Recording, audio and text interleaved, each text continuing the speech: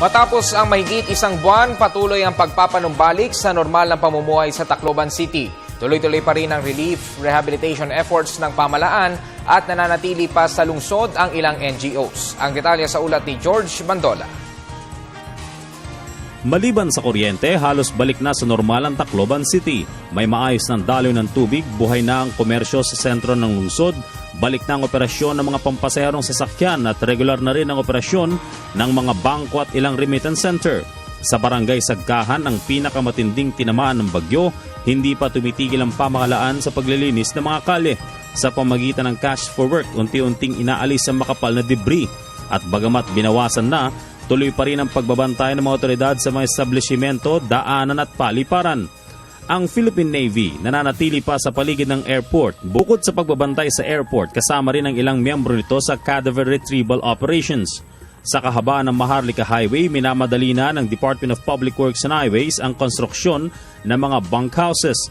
Inaasahang may papasa sa mga residente ang mga tirahang ito bago magpasko.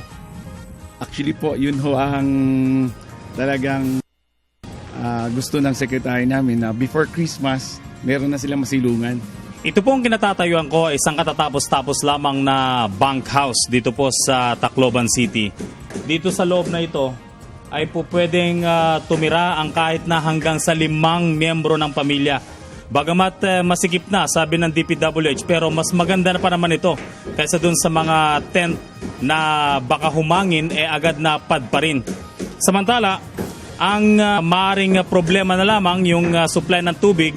Pero ang sabi ng DPWH, kahit papano meron silang solusyon dyan hanggat wala pang linya. Ito po yung mga water collector nila. May mga inihandang drum. At yung mismong tubo na ito, galing doon sa kasakaling magkaroon ng malalakas sa pag-ulan. Dito aagos, diretso sa drum na pwede nilang gamitin sa pag-CR o kung malinis man ay pwedeng pampaligo. Samantala, sinisikap na rin ng Leyte Electric Cooperative na maibalik ang mga linya at posting na tumba dahil sa bagyo at nananatili pa rin ang Taiwanese Tzu-Chi Foundation sa pamahagi ng mga tulong pinansyal at relief goods para sa mga residenteng naapektuhan. Halos 2 bilyong pisong tulong ang kanilang ipapamigay sa may 40,000 pamilyang naapektuhan at kung isasabay daw ito sa tulong ng pamahalaan, hindi malayong agad na ang nasalantang lungsod. Pag ganito po talaga ang gagawin ng natin, so sa tingin ko po, dali tayong makakabangon. Madali tayong makakabangon, madali tayong makapagsisimula uli, at madali tayong mabubuhay ng normal uli. Mula sa Tacloban City, kasama si Tagiboy Tagros para sa Telebisyon ng Bayan, George Bandola.